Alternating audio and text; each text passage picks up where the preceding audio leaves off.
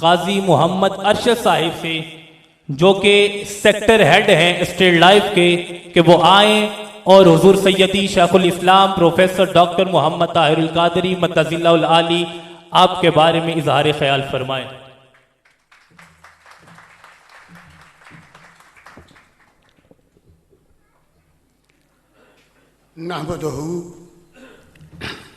नहमदहु व नुसल्ली व नुसल्लिम अला रसूलिहिल करीम। अम्मा बाद फ़ाऊज़ु बिल्लाहि मिनश शैतानिर रजीम। बिस्मिल्लाहिर रहमानिर रहीम। कायदे मोहतरम की शान में बयान करते हुए मुझे कुछ अजीब सा महसूस हो रहा है। तवील उम्र गुजर गई, हज़ारों बातें सुनी, अपनी उम्र के 20 साल गुजारे थे जब इस अदारे से वो बस्ता हुए। बस एक ही बात की समझ आई है कि कायद हम शर्मिंदा है। कायद तेरे मैसेज को हम जिस मेहनत के साथ अदा करना चाहिए था वो कर नहीं पाए। मुझ पे इतना बड़ा एहसान मेरे कायद का है कि जब मैंने मैट्रिक किया और उलझा फिर रहा था, मुझे अपने अकायद के बारे में पता नहीं था कि अकीदा क्या होता है, क्या करना चाहिए। बदकिस्मती कि अज़ा व अकरबा में बड़े कोई नहीं थे, वालिद वालदा दुनिया से रुखसत हो चुके थे और जो अजीज रिश्तेदार थे उनके अकायद उलझन में डालते थे। मेरे वालिदैन के कज़न, उनकी सारी फैमिली अहले हदीस मकतबे फ़िक्र से। कोई ऐसा फर्द नहीं मिलता था जो मुझे समझा पाए। एक दिन यहाँ बाज़ार में 2 मसाजिद हैं, 2 मकातबे फ़िक्र की, तहसील बाज़ार उसको कहते हैं। जनाब हाफ़िज़ हामिद रज़ा साहब तशरीफ़ फरमा है, ये अच्छी तरह जानते हैं। तो वहाँ एक ऑफिस बना हुआ था, वहाँ मुझे लेके कुछ दोस्त इस मकतबे फ़िक्र के चले गए। तो वहाँ एक पंफलेट था, मुआरफ़े इसमें मोहम्मद सल्लल्लाहु अलैहि वसल्लम, 5-7 सफ़ात पे मुश्तमिल था और उस पर बहस चल रही थी कि ये कोई नया नज़रिया लेके आया है ये बंदा जिसने ये पंफलेट लिखा है, ये मानी और मुतालब अपनी मर्जी से लिख रहा है, ये कोई नया फ़िरका तहलीक हो रहा है। तो मैंने उस पंफलेट को पकड़ा और पढ़ने लगा। बाहुदा अल्लाह पाक की इज्जत की कसम, जूं जूं मैं पढ़ता गया मेरे रोंगटे खड़े होते गए। मुझे ऐसे लगा कि ये अहले हदीस मकतबे फ़िक्र का ही लिखा हुआ है, तो फिर इस पे बहस किस बात की। बस वो जो गिरा थी बेचैनी में बदल गई, जो उलझने दिमाग में घूम रही थी उन्होंने परेशान रखा। तलाश जुस्तजू हक की, मुझे पता चला कि ये पंफलेट जिस शख्सियत का है उनका एक ऑफिस है उस वक़्त कचहरी रोड पे, आजकल जहाँ 1122 का ऑफिस है, वहाँ तहरीक मिनहाजुल कुरान का एक दफ्तर था। तो मैं वहाँ चला गया।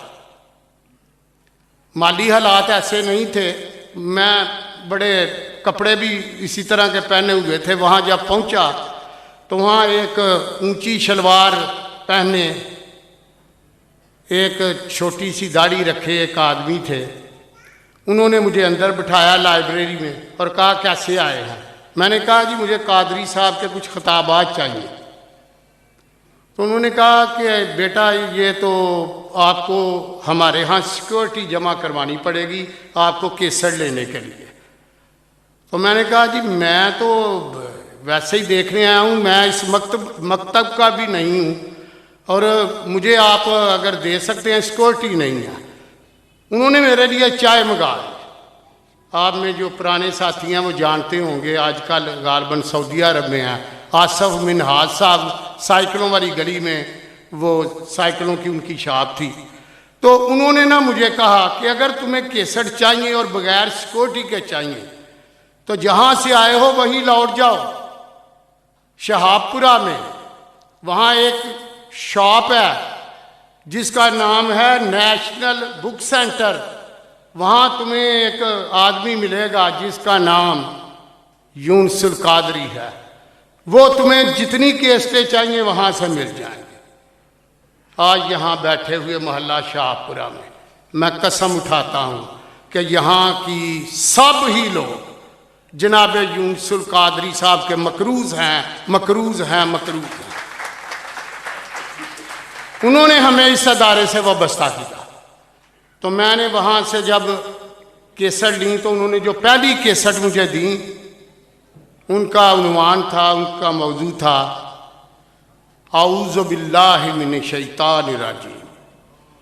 और इस पे 10 खिताबात थे। मैं जूं जूं सुनता गया तो अल्लाह की ज़ात पे यकीन पुख्ता होता गया और इस बात पे यकीन पुख्ता होता गया कि ये बंदा वाकई अहले हदीस है, यही है वो जो सच बताता है।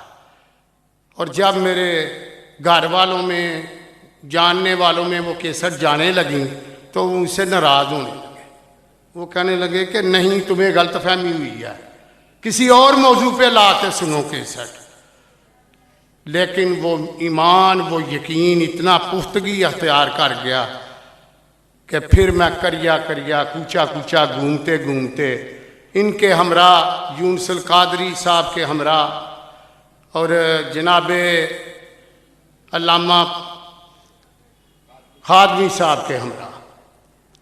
आप खुद तो तशरीफ़ नहीं लेके गए, आपके बेटे थे गालबन रियाज खादमी साहब, वो साथ हमारे गए लाहौर जनाबे किबला कादरी साहब की ज़ियारत को। तो उस वक़्त तक भी मेरे दिल में शक का बीज मौजूद था।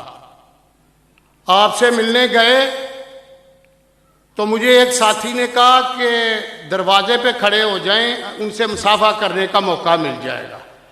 तो ईमान की बात चाहता हूँ, मेरे दिल में यही था कि यहाँ सजदे होंगे, यहाँ कदमों में गिरा जाएगा और यहाँ बिछा जाएगा। तो जब आप अपने ऑफिस से बाहर तशरीफ़ लाए तो मेरे साथ हाफिज खादमी साहब के बेटे खड़े थे, तो वो कदमों की तरफ झुके।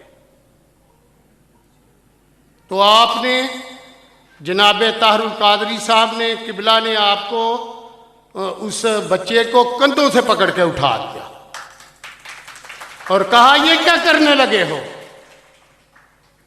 ये क्या करने जा रहे थे।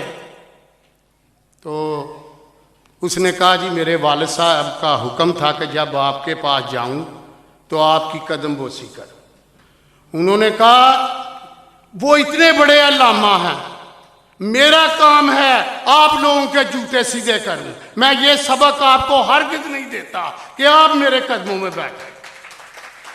बस वो फिर वो दिन और आज का दिन कोशिश की, अपने तई कोशिश की, लेकिन हजूर किबला ताहरुल कादरी साहब का हक अदा नहीं कर सके। उन्होंने ना सिर्फ मुझे बदला, मेरे ख़ानदान को बदल दिया। जहाँ मेरी शादी हुई वो भी देवबंदी मकतबे फ़िक्र के थे, अजीज़ थे।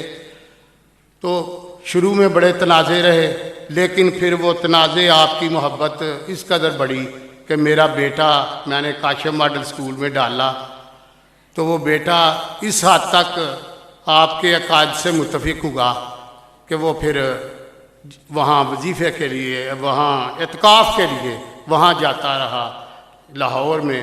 और मेरे ख़ानदान को सीधा करने में मेरे बेटे का बड़ा अमल रहा। बहुत कुछ कहना चाहता हूँ, लेकिन एक बात आड़े आ रही है। आज मैं फेसबुक पे देख रहा था कि हर जगह हर दूसरा पैगाम किसी बड़े से बड़े स्कॉलर का आपकी बर्थडे पे दिया जा रहा था, और जिसको देखा वो बौना नजर आ रहा था कादरी साहब के सामने। अल्लाह पाक आपको और मुझे ना सिर्फ ये डे मनाने की तौफीक दे, बल्कि आपके पैगाम को समझने और उस पर अमल करने की भी तौफीक। बहुत शुक्रिया।